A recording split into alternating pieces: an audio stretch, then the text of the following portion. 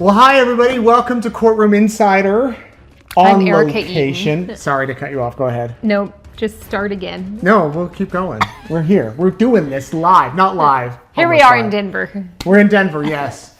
She is Erica. And I am Nate Eaton. Thanks for being here. We have made it to Denver in our hotel room and at CrimeCon, and it's so great to be here. What have you thought? It is big. It's big this year. We haven't gotten into any of the big creator row, anything like that, but we've seen lots of friendly faces so far. We've seen so many people that we know. Like, I can't believe it. We walked into the hotel and, well, I guess we should say when we booked the flight in Idaho Falls and we got on the plane, we were with Detective Ray Hermosillo, Lieutenant, his wife, Christy. They're wonderful. And some of our friends, the Sunderlands, are here. Not Nate, my colleague Nate Sunderland. He stayed back in Idaho Falls. And some of our neighbors are coming. Yeah, we didn't see them today yet. Not yet. But several people we know from previous years were here that we said hello to. And we've run into Matt Murphy and Paul. Vinny, Paul Holes, Vinny Politan, Nancy Grace. Nancy Grace was checking in line. And anyway, it's like a big reunion for people that you haven't seen. It is. So we're at the Gaylord Opryland in Denver, just outside of Denver. For those of you who have never heard of CrimeCon. It's not called Opryland here. It's just Gaylord Rockies. Gaylord Opry, sorry, yes. Gaylord Rockies, yes. Opryland is in Nashville. Yes, that's great. CrimeCon was last year. Sorry. We've had a long day. Yes, and the CrimeCon it started, I think, in 2017-18. And it is a place for victims of crimes to come, for podcasters to come, journalists to come, prosecutors, detectives. We were signing programs earlier with the Murdoch defense attorney downstairs. Who else? There's Ice-T's coming tomorrow night. There's Nancy Grace. Really law enforcement. And you just learn about these different cases. You learn about how to protect yourself. You learn about ways you can help, and it's just an interesting place. Yeah, I'm not really a true crime junkie. You guys know this about me, but I do love CrimeCon because there's always something fascinating happening. I do enjoy listening in on the sessions. Yeah, it's really, and you meet people, like one you'll meet in just a minute. Here we have an interview, a couple of interviews for you tonight, who I'd never even heard of her case. And we just happened to meet this evening, and I said, do you mind if we do a quick interview? And I heard her story, and we'll get to that in a minute. So we got checked in, and we have an announcement, 2 announcements that we can make public. Do you know what I'm talking about? Oh, I do. At least one of them. Okay. So if you're not here this year in Denver, which maybe you might be able to get tickets for tomorrow. CrimeCon officially kicks off tomorrow night or tomorrow afternoon at noon. Tonight they had a campfire party, which we went to, and it was a lot of fun, a lot of people. Here's some pictures. They were making bracelets. They had s'mores, as you can see here. What do you call the topping? The blowtorch. The blowtorch, yeah. There were people making, the camp was the theme, so there were people dressed up as s'mores. There was Girl Scouts. I saw those. And it was inside and outdoors. And then after that, we went and had dinner at a restaurant here in the hotel. But tomorrow it officially kicks off at noon, and I believe they're still selling day passes if you're in the area. So you can either come to Friday, Saturday, or Sunday. But I heard there were over 6,000 people registered, ready to go. This hotel is massive. It is huge. It's a big convention center, and they're going to use a lot of it. And then you can meet some of your favorite podcasters and things like that. Colby Ryan is on his way here, and I will be on the stage with him tomorrow and Ray Hermosillo at 4. Yes. And we'll be taking you behind the scenes of the case, and then we're going to do a meet and greet. So if you are at CrimeCon and you're watching, we invite you to come on down and meet us. And we met many of you today. I can't believe how many of you know us. It's still just unreal to me. Yes, and I would like to officially announce I cannot build your IKEA furniture. That's only for me. Right. I think the first person that recognized us today, or the second, said to her, can you come build my IKEA furniture? Yeah, I forget her name. If you're watching, I thought the lady said, can you come and help me move some furniture? I'm like, that's an odd request at the hotel. I look sturdy. It's fine. Yes. But if other people have commented on that, I told Erica, I wish we would have told IKEA that I was going to post that, and maybe she could have got commission or something. Too bad. A little too late. Right. Okay, so met many of you. So good to see you. And then it'll be a fun weekend. So that's tomorrow with Colby and Detective Hermosillo. And then Saturday, Marsha Clark is coming to town. And we're going to be talking about a really fascinating case, a made-for-TV case about a woman named Barbara Graham, but TV cameras weren't around at the time. And it was a fascination. This woman accused of murder. Marsha Clark, she's never been to CrimeCon before, so she will be here. Yes. So those two announcements, we're going to hold them for you till the end. Oh, till the end of this. Till the end of this, yeah. We're going to tell you tonight. If you're at CrimeCon, you might already know. In fact, these are things that we didn't know till we got here this afternoon, and we're a part of them. Like, yes. we knew one thing, but anyway. I heard his mug was in the program, but we couldn't get our hands on one yet. I guess we had our hands on one, but we didn't open it. Right, yeah. So they asked the speakers to sign programs, 200 programs for the platinum holders. So if you're a platinum holder, you get a signed program from all of the speakers here. So we got here, checked in, and then we went and signed the programs and had dinner and everything. But let me show you, I guess we'll start with one of the probably most moving pieces that's here at CrimeCon, and they just put it up, and by the end of the weekend, it's going to be quite full. And it is a wall of missing people, murdered people, unsolved cases that are active in America. And you can go up and you can leave a note for the loved ones. You can read about these people. I remember I've had so many people tell me that in years past at CrimeCon, by the end, it's just so moving to go through, and people will write prayers and put it up there. But anyway, we stopped by this evening, and here's a closer look at that. One of the things you'll find here at CrimeCon is this big wall for people who are missing, people who have been murdered, unsolved cases, that you can come and read a little bit more about these people. And when you put a face and a name, I mean, this is Jason Landry. I've never heard of this guy before, but he's been missing since December 13th from Texas. He was a Texas State student. He left his home at 10:55 on his way to visit family. At some point, it's believed he wrecked his car. His car lights were on with personal belongings in there. His backpack and fish and everything else he possibly had with him were found a short distance away north of his clothes. He's still missing. It's stories like that. Marcus O'Brien that's on here. You have Summer Wells, Paige Renskoski, I hope that I'm saying that right, Leona Kinsley. You've got people from all over America who are missing, and you can come up and actually pin, if you're at CrimeCon, you can pin a missing poster here or a photo of someone who's missing. They have the pins right here. You can leave messages of support. I know that by the end of the weekend, I'll bring you back here and show you that this wall will be covered with messages from people all over the world. They just put it up. I mean, CrimeCon hasn't technically even started. I did want to point a few out from where our area is. There was one from Idaho right here, Patricia Otto, missing from Lewiston, Idaho. She's 5'3", 140 pounds, blonde hair, hazel eyes, missing from Lewiston since August 31st of 1976. She was wearing a white top and red slacks. She vanished following an argument with her husband, Ralph, who never reported her missing, and he has since passed away. At the time of her disappearance, Patty was 24. She left behind all of her belongings, including her car, her two small children, whom she loved dearly, and her wedding rings, which were later found in Ralph's coat pocket. That sounds like one I need to dig into a little bit. If you know about that, if you know the family, please reach out to me. And then Erica was saying there's one from Springville, Utah, honey? Spanish. Oh, Spanish Fork. Oh, Kiplin Davis. I remember this story. She's 15-year-old high school sophomore, disappeared in the middle of the day. Her bubbly personality, love of theater, and close-knit family made her disappearance even more devastating for those who knew her. Her case, although cold, remains one of the deep heartaches for her family and the community. Multiple perjury convictions and a murder trial stem from the investigation, but law enforcement are no closer to finding her. And we could do an hour-long special on each of the people up here.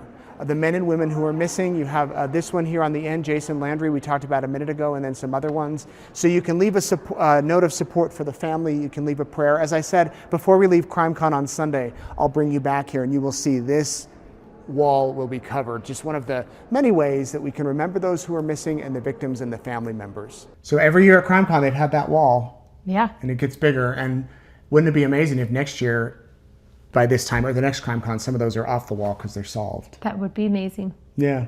What's one of your key takeaways from CrimeCons of the past that you like? Oh, I don't know if it's a takeaway, but it was fascinating when they had CrimeCon in Vegas several years ago. They had something on, is it the Route 71? The Vegas shooting from the hotel.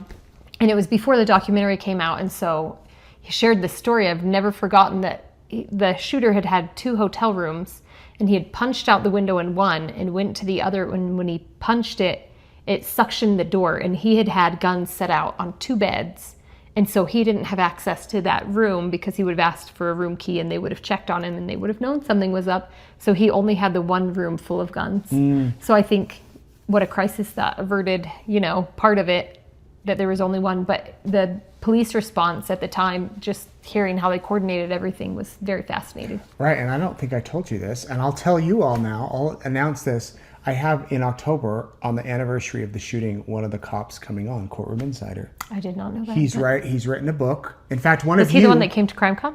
I don't believe so, but he was at another event last week with someone from Idaho speaking on a panel. But his mom or sister reached out to me, who watches Courtroom Insider, and said, hey, my son, we connected this past week, spoke on the phone. So he'll be here in October, in a few weeks. And so I hope you'll tune in for that. That's one thing I love about doing these Courtroom Insiders, is that you guys give me really good tips to follow. Yeah.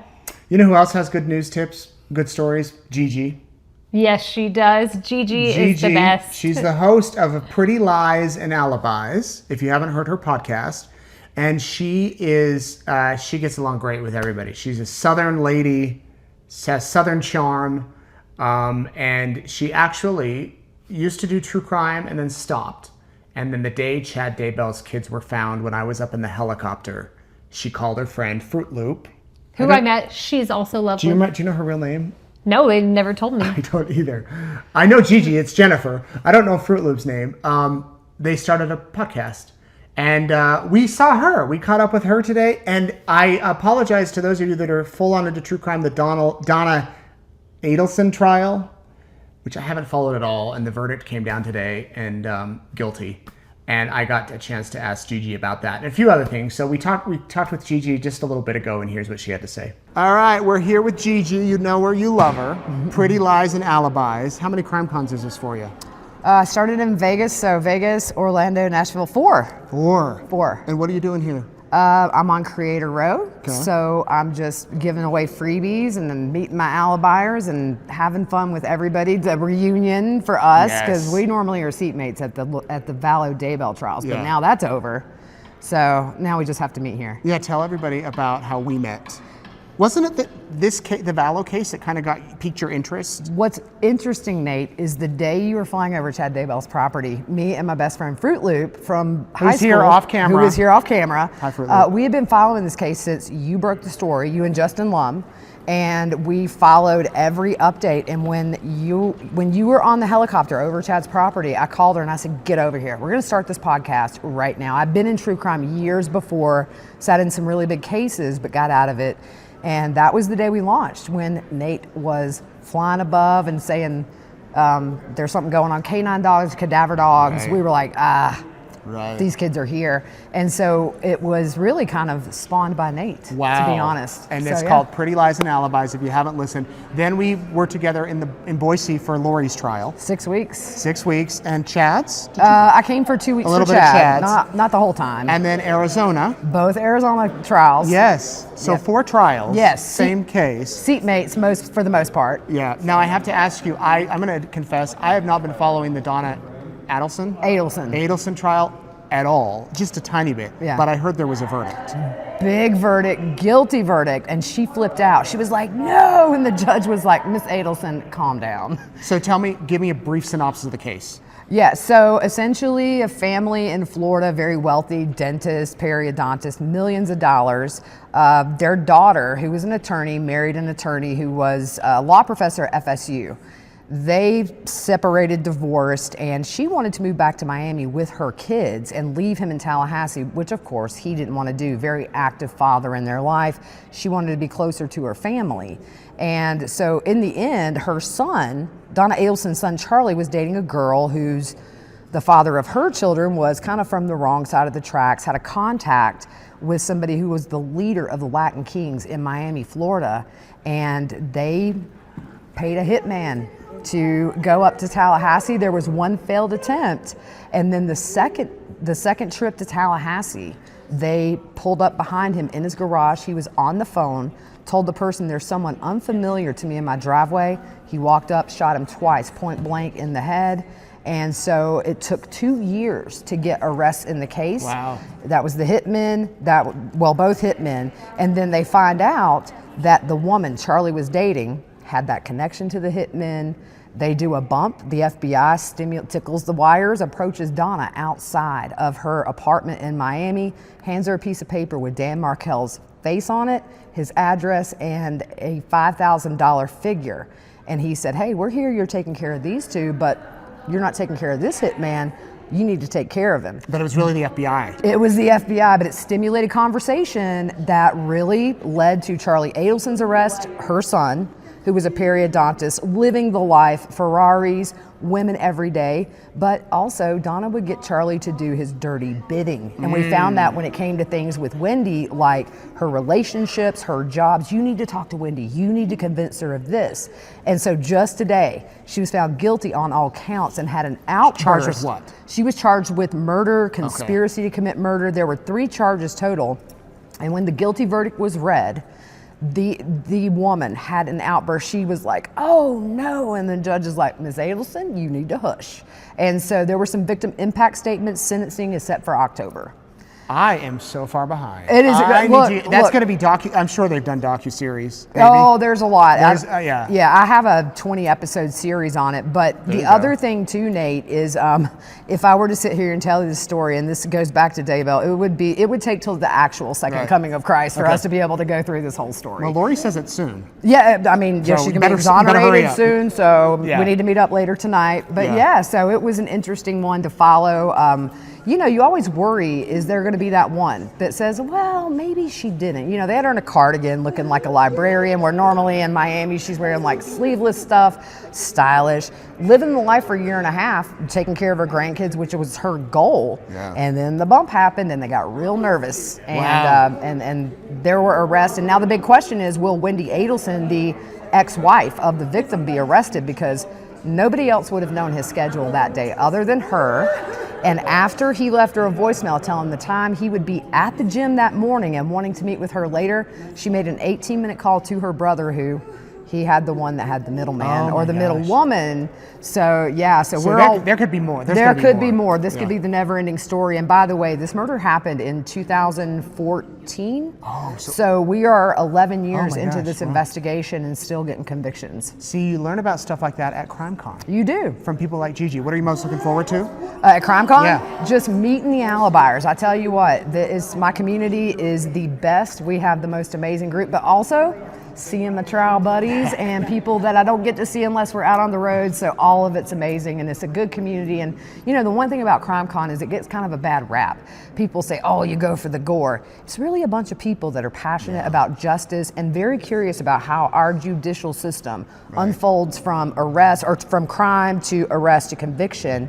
And they want to learn the steps, the forensics. And so, I wish we could change the narrative of what CrimeCon is. Right. It's really kind of like this high school reunion of thousands of people you've never met but are probably would be your friend in real life. And you have an instant bond. And I think if you came here, the narrative would be changed for you. Oh, you for sure. would see that it's not gory. You can't dress up, nothing like that. No, and we have some big names coming this year. Ethan Chapin's mom's going to be here. I saw on Podcast Row tonight, Othram, the DNA lab that was very instrumental in identifying Brian Kohberger. Right. They have a beautiful setup with all of their faces, and so there's going to be some presentations. You're doing a panel. With Ray Hermosillo and Colby Ryan. And Marsha Clark the next day, OJ prosecutor. She's coming, first time for her at CrimeCon. Wow. So that's Saturday afternoon. She's coming in just for this. Nate is the man at CrimeCon. And Ice-T. Ice-T is coming tomorrow. I'm going to get somebody to give me a waitress outfit, and I'm just going to sneak up and be like, you want some sweet tea? Because I'm from the South. There you go. I'm holding you up for dinner. You're good. Everybody, Pretty Lies and Alibis. Check out our podcast. Good seeing you. Appreciate y'all. Always so much fun to see Gigi and other podcasters. And you're going to go to Podcast Row tomorrow?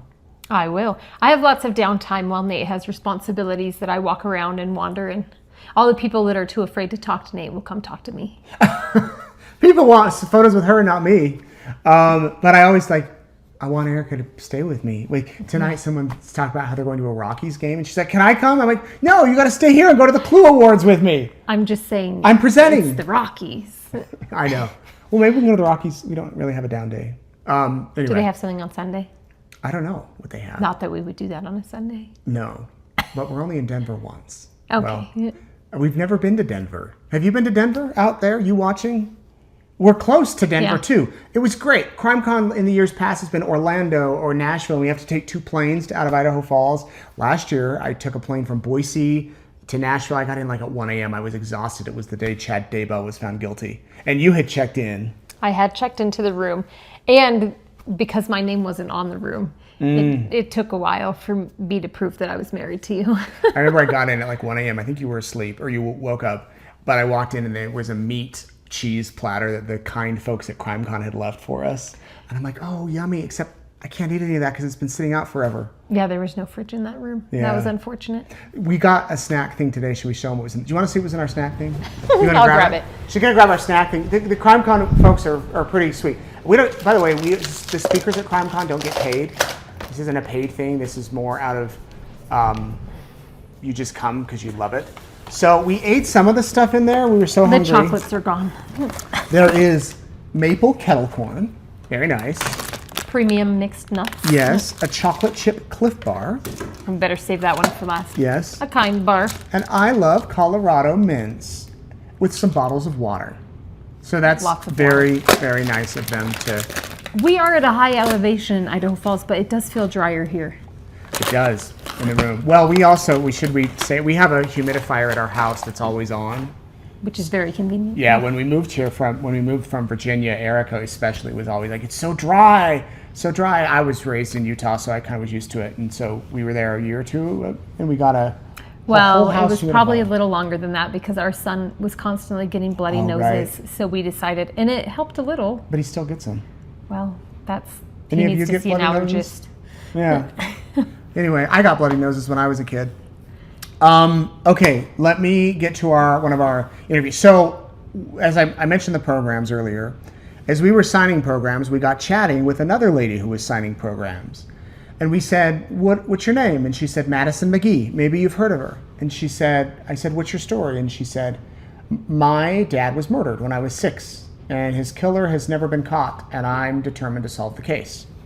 So as we're sitting there signing these programs, I said, would you mind if we just did an interview, very casual? And she said, sure. So we put on these mics.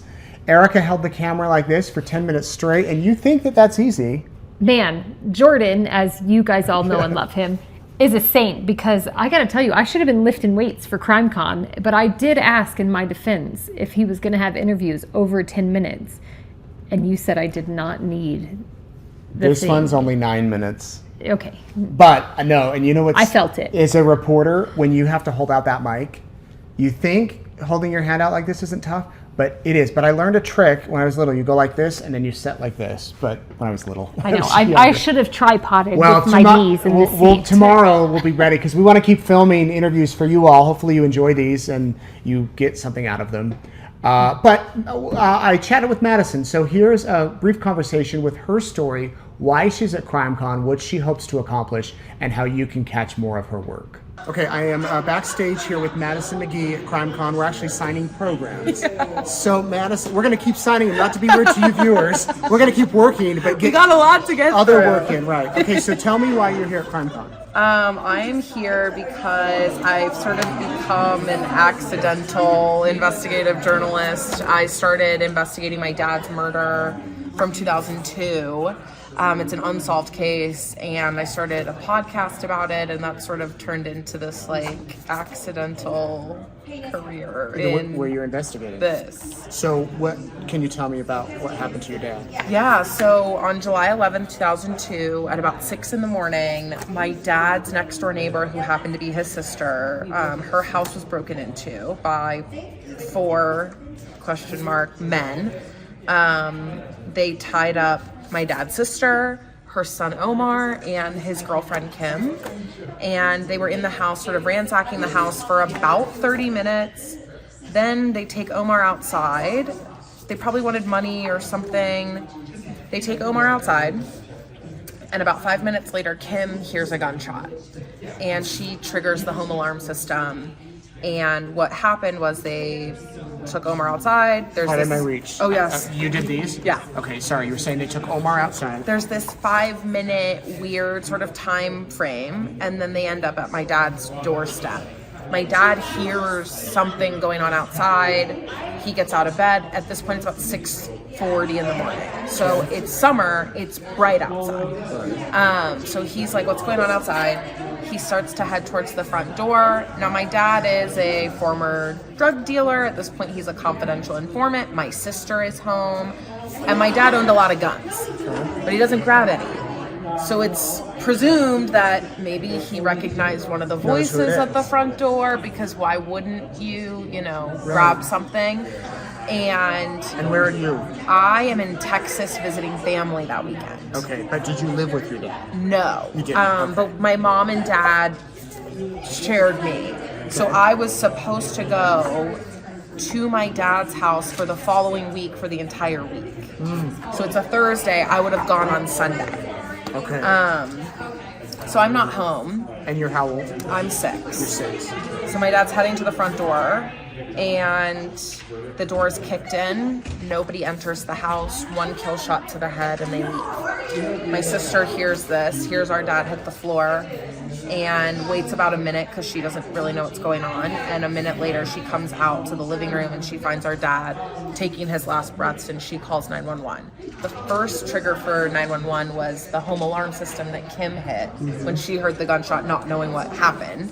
The second was my sister calling 911.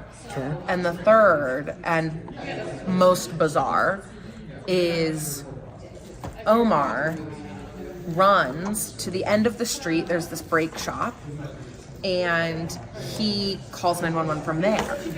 He doesn't go back to his house where his mom and his girlfriend are tied up. He goes to the brake shop, and he tells the brake shop owner that his mom and his girlfriend have been tied up, and he's scared that they're going to get killed. But he never mentions gunshots. He never mentions his uncle was just shot. And how old's Omar? Omar's about 21 at the time. So people are going to say, was it Omar? Was it Omar? Yeah.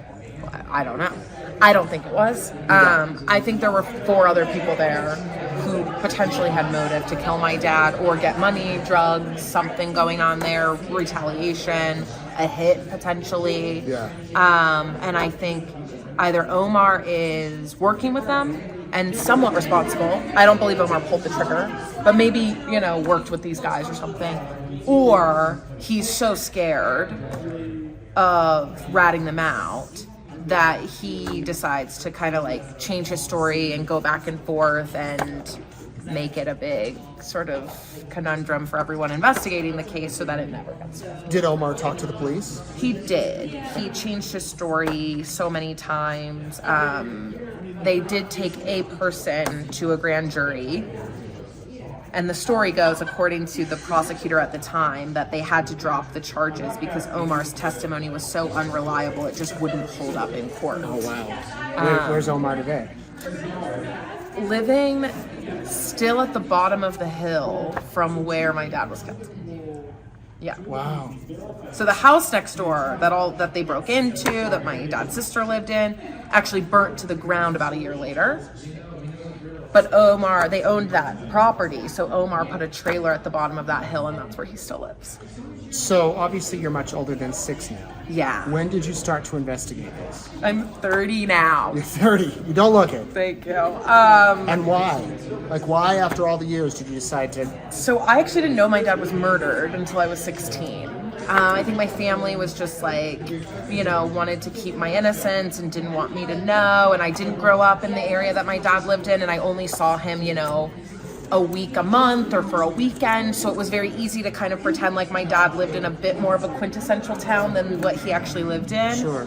And so when I was 16, I found out the truth. And that was a really big, moment for me of, I am curious about this, but I'm 16 and I just had graduated high school, and it was like, what am I supposed to do with this information? I'm trying to figure out who I am as a person and where I belong in the world. Right. And so I kind of sat on it for a while.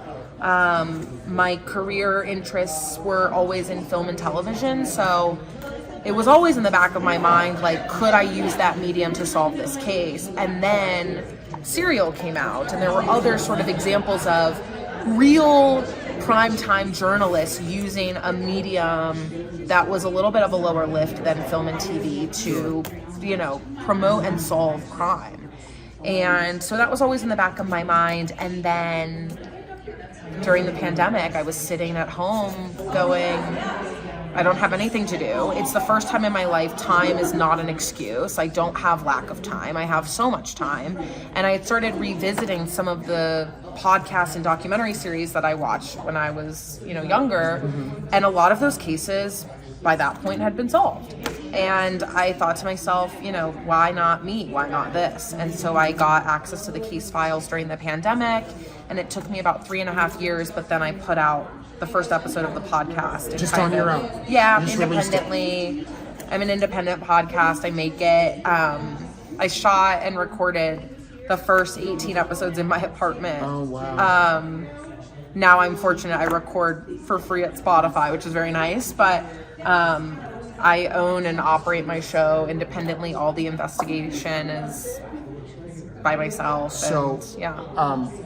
What are you presenting here at CrimeCon? What's your I'm presentation? doing a little case update with my good friend Josh Mankiewicz, and we're kind of going to do a little bit of a back and forth about sort of new versus old age media. Okay. So I obviously have an independently run podcast, and he's on a show that's been running for a very long time, Right. and sort of how both work for solving crime and, I think just kind of utilize your resources, what you have. If you have access to a big TV network, do that. If you don't, do your own thing. And so we're going to kind of talk about like the nuances between those and the struggles that we both face in our respective sort of veins.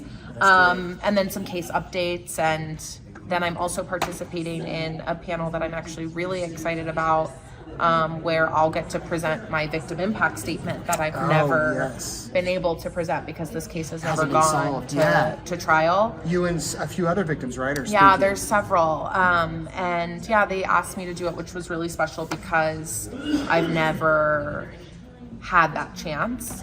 So I'm really looking forward to doing that. What's the name of your podcast? It's called Ice Cold Case. And yeah, hopefully it's done soon. Hopefully Ice Cold Case thaws out and is Ice Cold solved case. Yes, that's the goal. Hopefully it's a pool that I'm swimming in. Yes. Well, so good meeting you, Madison. Check out her podcast. Is it on YouTube too? YouTube, Spotify, Apple Podcasts, wherever you get your podcasts, you know the spiel. Yeah. How many do you think we signed? There's 200? There's so 200. you can pan, honey, and show. So what? that You think we sold maybe 75? Maybe half. We sold Solved, 75. signed, yeah. If you come to CrimeCon, and are these for platinum members? I Yes. believe you get a signed one. So anyway, so good meeting you. I hope the next time we speak, well, after this weekend or by tomorrow, maybe. Hey. This is solved, and Thank you're you. back saying, I solved my dad's murder. Yeah, that'd be great. Name of your dad. John Cornelius McGee. John Cornelius McGee. All right, Madison, good meeting you. Thanks, you too. Just a big thanks to Madison for chatting with us there. She's just extremely warm and kind. Very nice. What a lovely. Right, and she's Lovely lady. she's actually been able to do some other work, other podcast work she was telling us about. So we look forward to hopefully getting to her session tomorrow. Who we haven't seen, the kind folks at newspapers.com. But we're going to Not see yet. them tomorrow. We can't wait to see them. They are our sponsor of Courtroom Insider. We met them, was it a year or two ago? Vegas, I think. I think two. Yeah. Two. No, Nashville. It was Nashville. Nashville, and they called us over. They watch Courtroom Insider. They're like, we're newspapers.com. I'll be honest, I'd never heard of them, and got to know a little bit about them. And then a couple of months ago, they're like, here, go try us out. And it's fascinating. Have you been able to log on and explore? I have seen a few things, but I thought it was interesting. Someone stopped us to chat in the hall and told us that she was going to go see one of her relatives' headstones and then found them on newspapers.com, found out that they were actually imprisoned and buried in another state, and she had not known that her relative ever was in prison. Right. She found that on newspapers.com, and I thought that was fascinating. Yeah, the headstone was in Nebraska, right? I don't remember. Yeah, I think it was. I think it was Nebraska. There's so much you can learn on newspapers.com, and I love the fact that they're here at CrimeCon and that They support us, and I'm so excited because they have some shirts for us, and they want to do a t-shirt giveaway.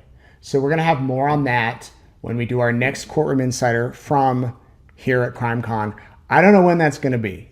Maybe tomorrow night, maybe Saturday night. Saturday night, we have the Clue Awards. We'll be out late. Tomorrow night, I'll be on Court TV with Vinny at 7 o'clock Mountain, so that's 9 Eastern. And we have a full afternoon tomorrow. But who knows? We might come in and record one late. Anyway, you got to stay tuned for your chance to win a t-shirt from the kind folks at newspapers.com. And we thank you for sponsoring Courtroom Insider. That helps us. Yes. By the way, if you're at CrimeCon, giving these out, if you stop me. Oh, yes. I've already gone through Quite half a few the people bag. have asked, yes. These are our Keep My Mugshot Off East Idaho News buttons. I want to get rid of all of them, so stop us and say hello, and we'll give you one. Yep. And here's a couple of pictures real quick. I'll show you. We saw our good friend Nancy Grace in line. In fact, we were eating dinner, and we said, come and eat with us. And she said, no. Remember a few years ago? She was eating with someone else. She was, She had yes. plans. She strangled me at CrimeCon. You'll have to look up the clip. Not this time, last year. We saw Vinny from Court TV, gave me a big bear hug. We saw Matt Murphy, who we were on the crime cruise with. Oh, yeah, we can't forget our announcements. And who else have we seen, honey? We've seen... Paul Holes, we kind of went over it. Yeah, here's a... Cheryl McCollum, yeah, one of my did we get personal a picture favorites. with her? Oh, I think I slapped the camera. Here's some other photos of people we saw tonight. Big announcements? Yes. Let us know, first of all, who you want us to interview over the weekend. Any of your favorite true crime podcasters here, we'll try to track them down.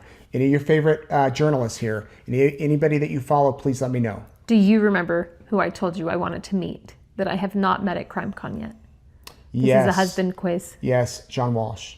It is. He's I watched America's Most Wanted almost every Saturday night with my dad. Yep. Not that that's a real kid-friendly show. We will meet him, and we will try our hardest to get him on camera, and we will show that to you exclusively here on Courtroom Insider. That would be great. Yeah. Okay, the announcements. Here we go. 2 announcements. You want to start? The first one, I don't know if this comes off. We'll see. We're not giving this away. This is not a giveaway, although we could tell you that it's full of M&Ms. No, it's Except not. It's not. Wouldn't that be amazing? The first hint is it's a boat. Okay. Oh, hey. All right. The second hint Hopefully I didn't break that. is we don't have any other hints. I could Unlimited see you, this. Unlimited not Yes. food. Unlimited food and drinks if you're into that kind of thing. I don't know if alcohol is included. Okay, well, I'm not a big cruiser. Yeah. So- Unlimited water. It's Cruiser. a cruise. The Crime Cruise is happening next November. And guess who was invited to come on? Well, us. We're going. Well, I And just hold cameras and Yeah. eat snacks. It's great. they haven't even officially announced it. It's in the program. So that's why we're going public with it. It is, I don't even know the dates. Do you? It's in my phone, which we're using to record this. I Do you don't. have your phone? You know. Anyway, we'll tell you about it tomorrow. It's leaving out of Florida. Florida. This is very vague. Check back in for all before the Thanksgiving. details. We'll have it all for you tomorrow. There is a crime cruise. We would love it if you could come. It's going to Mexico. Yes. It's going to the Bahamas. Maybe. Cozumel? Cozumel for sure. Yeah. We went on the cruise last year. What'd you think? Oh, it was great. We got Yeah. diverted because of a hurricane. Yeah, which and I ended had up never being- been to the Dominican Republic, so that was Yeah. really fun. Instead of Jamaica, we went to the DR, Can I share an embarrassing story about that? I guess. Nate and I split up when we were in the DR. I wanted to see some things. He wanted to see some things. And I paid money to some of the people that were busking, playing music, whatever. And they let me play the little Just on the tin can, street. whatever, on Yeah. the street. And a homeless man came up and asked me to dance. And I didn't know what to do. So I just danced with him. And then I go to dinner that night. And Paul Holes was like, you know that a high percentage of homeless people carry MRSA. And then I couldn't eat my dinner because he had totally... Oh, I thought you were going to say that he asked Ruined for it. your number. Oh, well, then yes, the other guy did ask for my number. I was walking up as he's asking for her number, and you were saying that I'm married, that's my Mi husband. esposo. He wanted money, American money, and more. I think. Okay. Moving on. Anyway, Second announcement. Cruise next November. If you can make it, do it. I don't even know how to tell you to register. because it's probably not online. I think that you have to be here to register, maybe, but just put it on your calendar. And when I say next November, not in 2 months, November of 2026. And normally they only have a limited number of cabins. It's not the whole ship. It's the Celebrity Cruise Line. It's not the whole ship. They take a portion of the cabins, and then they do crime stuff, programming, not throughout the whole day though. It like as a class in the morning, we got off at both ports. Yeah. There's still, time to lay out, swim, whatever. And the best part to me was Family Feud. Yes. And I've heard they might be doing that again. We won Family Feud. And what it is the people that are presenting, like me, I had a team, Matt Murphy had a team, Paul Holes had a team, Cheryl McCollum had a team. We compete against each other, and then there's a championship round. And we won. In fact, the ladies we won with, we saw tonight. Yes, we did. Maybe they're watching. We're very competitive. Yes, I was so happy. They all got CrimeCon swag. I didn't get anything. But I got a cruise. We got the satisfaction of winning, and that was enough for me. Yes. Okay, number 2 announcement is CrimeCon next year will be in Las Vegas.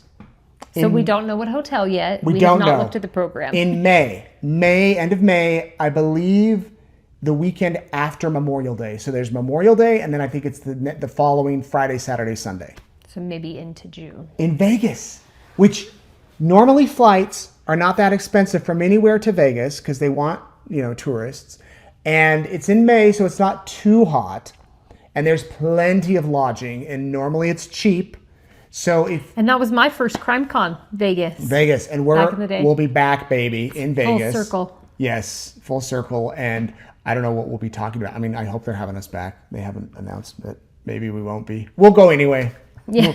Kelly, Kevin, invite us back. We'll be there. Leah, Elise, we'll be there. So some fun things in the future that you can start looking forward to. And okay. Anything else we need to say? No, we're going to go to bed.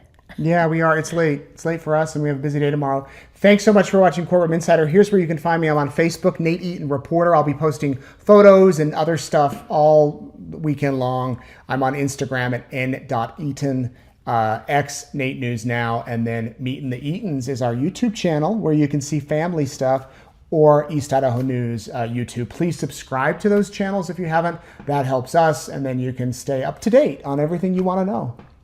That's right. You want some popcorn? No. No, I'm stuffed, but that will get eaten.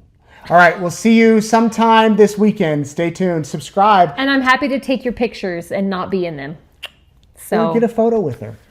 Or don't. Should we tell people to come up with a code word tomorrow, and if they say a code word to us, we enter them into a contest? We give them some of this popcorn. No, we're keeping the popcorn. Maybe they say a code. We don't have any East Idaho. Anyway, we'll think about it. But then how will you tell the people? We'll tell them tomorrow. All right. Look out for a mystery code word. Maybe there'll be a code word. And if you tell us the code word, I can get your info. The first person that comes up and tells us the code word, we can send you an East Idaho News shirt. Somebody's just going to walk up to you and say code word tomorrow. What should the code word be? I don't know. Rockies game. You can vote on if I should abandon Nate for the Clue Awards and go to the Rockies game. How about maple kettle corn? Okay. Are people going to be saying that to us all day long, though? Yes. We're going to cut this part. Yeah, we are. All right, everybody. No, we're not. Don't tell maple kettle corn. You don't get anything. We're going to bed. Have a good night. Thanks for watching. Goodbye.